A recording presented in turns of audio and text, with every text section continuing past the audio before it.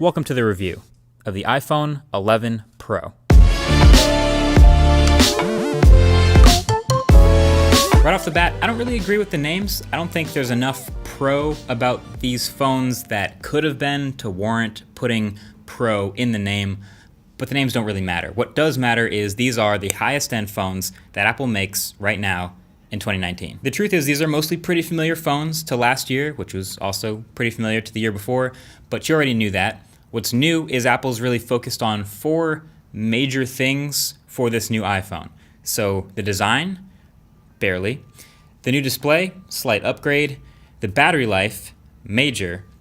And these new cameras. So the design does grow on you, not gonna lie. We saw those renders and the models and nobody thought they were pretty, including me. But as usual, getting them in your hand and actually looking at them in person is a different thing, and it doesn't look horrible. I love the new matte finish. I think that helps a lot. The way it looks, the way it feels, even if it is technically a little bit slipperier than glossy, I will take a matte option in any phone every time. The camera square is the weird looking part. I'm just happy we got memes out of it. And it's funny, for whatever reason, the camera square looks indented, even though it's sticking out. It's all cut from one piece of glass, and it's kind of like this weird optical illusion, I guess. But this is the design that Apple has crafted for the iPhone 11 Pro. Camera bumps in a camera square. And yes, it rocks slightly when it's on a table. Apple does say that this is, quote, the toughest glass in any smartphone. I'm not gonna test that, but let's be real, glass is glass, so you definitely wanna protect it, or at least try not to drop it. It probably still will shatter. But the good news is it doesn't seem to scratch as much as the Pixel 3's matte black glass that this reminded me of. So the matte finish and the camera layout are the only really new things back here with the design.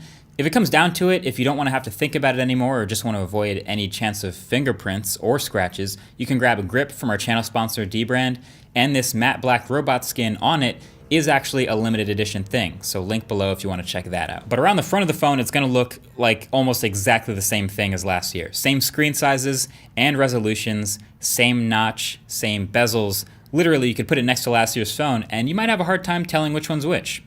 This is the new one here. So this is what's actually different. Apple said they've improved Face ID to be up to 30% faster in the same space and work at a larger variety of angles. I can vouch for a tiny bit faster, and you'll only really notice this if they're side by side with the old phone, but you know what, I'll take that improvement anyway because it's for security, and that's better than nothing. But the variety of angles thing, I don't know about you, but when I read that, I was hoping that meant it could sit on a table in front of you and still read and unlock your face like it couldn't before. But it still doesn't do that, unfortunately. You still gotta do that lean onto whatever surface the phone is on to unlock it. So I've noticed, honestly, no improvement here in the angles. It's basically the same. Other than that, the buttons are very, very slightly lower on each phone. I don't know if anyone else has shown that, but that's true. I guess maybe it's a little easier to reach. And they've also upgraded the water resistance a bit, still IP68 certified. And this phone is very slightly thicker and heavier. I didn't really notice the thickness, but I did notice the weight, especially in the Pro Max. This big phone is 20 grams heavier than last year, and I could tell it's a bit of a chunker. But you know what? That's perfectly fine, because battery life is back to being excellent on this phone as a result. This is also achieved by getting rid of 3D Touch, so RIP. Apple Watch is really the only new Apple product now with 3D Touch shipping in it. But by getting rid of that pressure-sensitive display hardware, that's allowed more space in the phone for a bigger battery. It's true, the teardowns have shown it, the battery is bigger. So that's why the battery difference from the 10R to the 11 was 1 hour. That's just A13 Bionic improvements. But the improvement from the 10S to the 11 Pro was 4 hours because getting rid of that 3D Touch hardware has left room for more bigger batteries. I don't know if I can measure that 4 to 5 hour claim, but from my experience, battery life has been excellent. I'm getting, you know my use is super high brightness, high end, everything on all the time.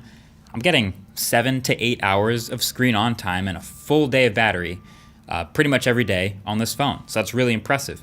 You can probably kill it in a day, but you'd have to really try. Now back to that display for a second. I mentioned they got rid of 3D Touch. This has been mostly replaced by haptic touch, which is essentially long presses that bring back almost all the functionality from 3D pressing. It's not quite as good as the peek and pop was, but I hardly use that anyway. And there's also something new about the display, specifically that it can hold a higher 800 nits of brightness and at small points for brief moments can peak up to 1200 nits, which is incredible on a smartphone display. And also it's up to a 2 million to 1 contrast ratio. So of course they had to name it. They named it the Super Retina Display XDR. The name is pretty lame, but the display is impressive again, indoors and outdoors. Now, could you tell the difference side by side with a XS watching a YouTube video or playing a game or even scrolling Instagram? Probably not, but there are certain times when watching a movie or something in HDR where you can notice that improved brightness, and it looks great. And the sound is also pretty good thanks to the improved speakers, even though there's still a notch. You know, the highest end iPhone display has always been pretty great, and this is no exception. It's better again, but I can't help but think, what would customers have noticed more? A slightly improved brightness or shrinking the notch a bunch? That's something we'll get more into later. For now, what you need to know is the iPhone 11 Pro and Pro Max have even better, awesome high-resolution OLED displays again, and they're also a bit more efficient, contributing to even more battery gains, so that's worth it. Oh, and the specs. They almost don't matter on an iPhone review, but since people are always curious, it is the new A13 Bionic chip this year, which is excellent, and 4 gigs of RAM in these Pro phones, according to Geekbench. It's still extremely fast, as any new phone should be. Most of these improvements over the A12 are just going to help these stay faster for longer. And as it's been said, they'll be appreciated more near the end of the phone's life than the beginning. All right, I almost can't believe I made you guys wait this long for the cameras.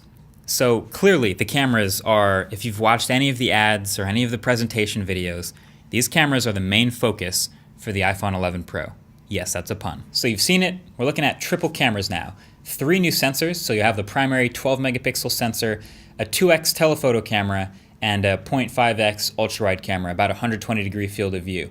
And it's true, the iPhone 11's cameras are a big improvement over the XS. In broad daylight, I would go as far as saying this has been an A+ camera, often taking the best, sharpest, and cleanest photos I've seen a smartphone take. Colors are great, they're realistic, so not too overprocessed. Dynamic range is excellent, and of course, with subjects, their tonal mapping is next level. It's really good, which helps it, of course, in tougher shooting scenarios where it's improved a lot over the XS. So the typical iPhone 11 Pro photo is, I think, the closest to what the human eye sees of any smartphone camera, and I'm including the Pixel in that, which tends to be a little contrastier, a little more dramatic. But then, of course, the ultra-wide camera. Finally, I've been waiting for this. I've been waiting to see what an iPhone ultra-wide camera would look like. LG done it, Samsung did it, Motorola did it, Asus did it, OnePlus did it, Huawei did it. Everyone had already done an ultra-wide. We just wanted to see basically what Google and Apple would do with their new cameras. So we finally have an iPhone ultra-wide. And it's fine. It's pretty good. It's actually really fun. The main advantage should be consistency with the other lenses. And color-wise, white balance-wise, it is. It's very consistent. But in quality and detail, thanks to the smaller sensor and slower glass, it is still noticeably a step down. It's softer. There's a little more noise reduction, doing more smoothing on the ultra-wide camera. So it's just generally not as good quality as the main camera, which is to be expected.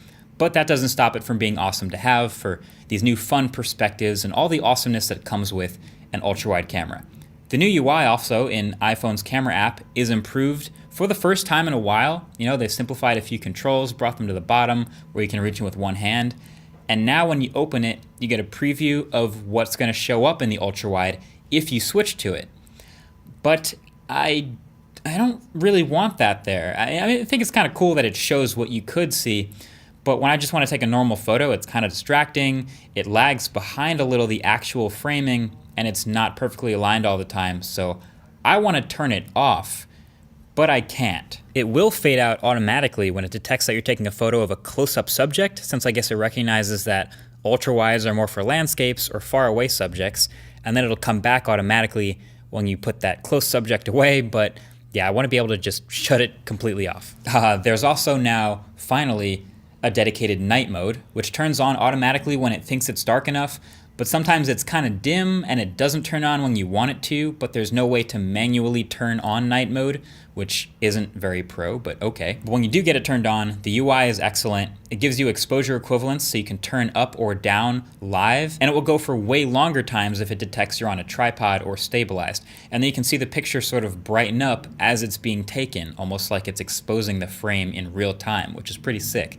And the shots you can get now at night and in low light on the iPhone are very good. There's no clear overall winner, I think, for best night mode right now, in my opinion. They all sort of do it a different way. Here's my take. Night mode is good enough that I wish I could turn it on more often. I think the natural, curious comparison here is with Pixel's night sight. The Pixel definitely tends to brighten up photos more and bring shadows up, bring highlights up. It's more of like a nighttime to daytime transformation sort of situation happening there with Pixel, where the iPhone is a bit more true to life. And then it's also taking what I think are the most detailed, sharpest low light photos of any smartphone, even more so than the Pixel. But in dim light, it doesn't turn on very much, and there is no night mode in the ultra-wide camera. So really, it's a great start, but no doubt it can get better over time. I think this will make a really good blind smartphone camera test. If we do like a separate bracket specifically for phones that have a dedicated night mode now, which is a lot of them, I think that could be really good. But just in general, I am really happy that there's this new focus on smartphone cameras. I feel like the last year of presentations of smartphones have had more time spent on the camera than any other feature, and they're all just fighting against each other to try to make the best possible camera to put in our pockets, and we win from that. The iPhone 11 Pro still does the best video of any smartphone. That's still pretty clear to me. And they're also making it easier now in the UI to just quickly start taking a video. So if you see something you like, you open the camera up and just hold down the shutter button and it just starts recording. So just like Instagram or Snapchat, and if you want to lock it into video recording, you just drag it over to the right and it's hands-free. You're taking a video. But yeah, in the photo front, their competition is pretty stiff and it's coming from all different directions. We're about to get Pixel 4. We just had the new Huawei Mate 30 Pro come out. OnePlus 7T is right around the corner. You can count on that stuff. And then I just want to touch on iOS 13 for a second. So I've been using it in beta on my iPhone XS Max before this came out. So I've already used the things you get again here, like dark mode and the long presses and quick settings and stuff like that. It's great. A bunch of little tweaks here and there, but I gotta say, it has been kind of buggy. I've had some weird issues with lock screen controls just not showing up sometimes. Sometimes the camera app just freezes altogether until I close it. And then I've had some other weird app issues with like the Tesla app and Instagram app, but now those are fixed. So yeah, I should definitely mention that. Hopefully iOS 13.1 and future software updates will iron a lot of this stuff out. Otherwise, it's iOS as you'd expect it. Also, for those wondering, the U1 chip in these new phones, which should again basically give you ultra-wideband signal for referential locating of other U1 enabled devices and should improve AirDrop. That's not enabled in this version of the software. I think that's also coming in 13.1. Aside from that, we don't really know what else it does. But generally, the software experience of the iPhone is pretty much unchanged. Same UI, same feature set. You already know what it is. Nothing is dramatically or drastically different here beyond, I think, night mode. So I'm not super surprised here. Look, you probably don't need an iPhone 11 Pro. But it is a great upgrade, like especially when a lot of these improvements, even though they're small, are on such core functional things to normal people, like speed, battery life, and camera. Like if you were to ask normal people what they care about the most in their phone, it's those things. But I've said it before, and I'll say it again, a lot of the features that I was looking forward to, especially when we heard it was going to be a Pro phone, are just not here. And that's got me hyped way too early for this 2020 iPhone or the iPhone 12 or whatever they call that. An actually new design, shrinking the notch maybe, USB Type-C, of course, a high refresh rate ProMotion display, that would have been super pro, putting Touch ID back underneath the display glass, reverse wireless charging. Any of these things in this phone would have felt a little more pro and would have maybe made it worth the name or just felt really cool to have. But of course, none of it happened. So really the focus for this new iPhone 11 Pro has come down to the A13, the battery life, the slightly improved display, and just these new cameras. You want it? You got it. If you're just someone who wants the best possible camera in your phone, or if you do a lot of video creation, or if you're a pro content creator on your phone, then you're gonna be really happy with this phone, with the new iPhone. Classic. or even with the new iPhone 11 non-Pro, which is $300 cheaper and has the same cameras and same processing and a great battery life minus the telephoto. But again, that much cheaper price. That'll get its own review. But I'll say, as a whole, the iPhone 11 Pro is a really great phone. And unless you have the XS, it's probably worth the upgrade just for the love of cameras. But really, the big looming reason for someone like me not to get this phone is the 2020 iPhone or the next iPhone. So that's something to think about. But we'll stay ready for that, as I expect a lot more. But this package they've shipped today is pretty damn good. Either way, that's been it.